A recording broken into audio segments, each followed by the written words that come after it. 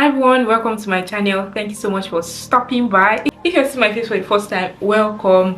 Where have you been? If you're not, thank you so much for stopping by again. My name is Evelyn and welcome to my channel. I'm sure you must have seen the video title. So today we're going to be talking about necessary steps to take when you arrive in Germany. So stay tuned.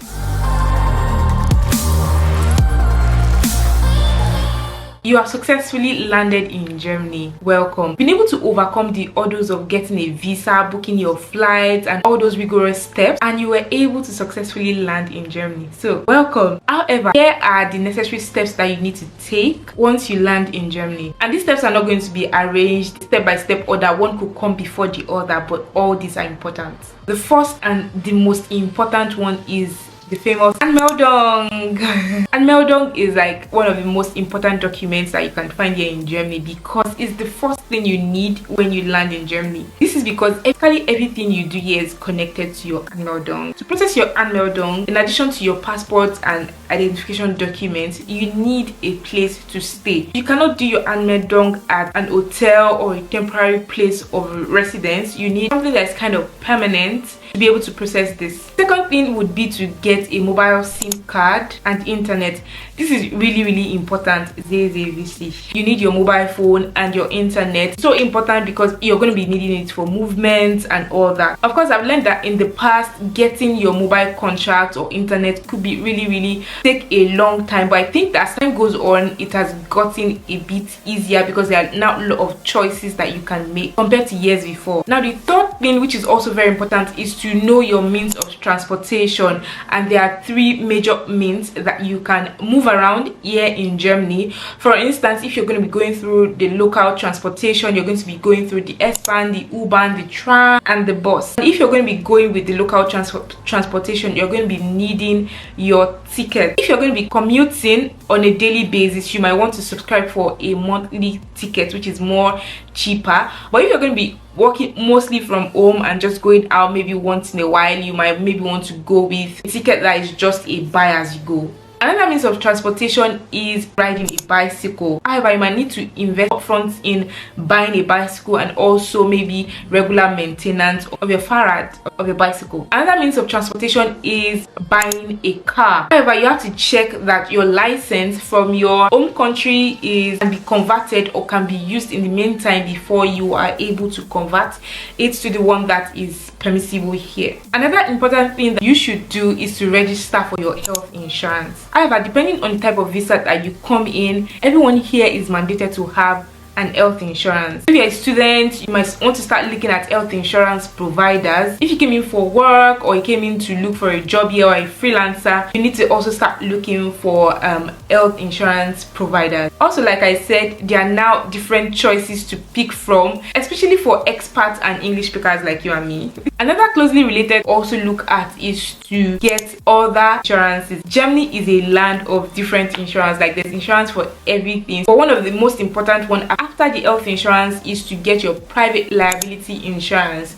This is to protect you against maybe you accidentally spoil or damage something that belongs to someone else, which could be really expensive. This insurance would be able to cover the cost of whatever was incurred. The next one I'll be talking about will be open a German bank account. And like I said before, there are now different options to pick from, and even the ones that you don't even have to walk into any bank or any branch, where you can just open it in the comfort of your home on your smartphone and you get your card dispatched to your mailbox. This is so important because at the time I came, I tried to open a German bank account and it was one issue or the other. Before I could get one, it was either my passport was not accepted or the step was going to take a longer time. They were going to be debiting me of some fees monthly, and I'm like, why? Just why? I then discovered other banks that I don't have to necessarily leave the comfort of my home, or I don't necessarily need to visit the branch to open. And so if you've done all this, I think you're now gradually getting to the phase where you're beginning to settle down. You have your means of transport settled, you have your bank account settled, you have your insurance settled, you've done your Anmeldung. If you came to Germany for school,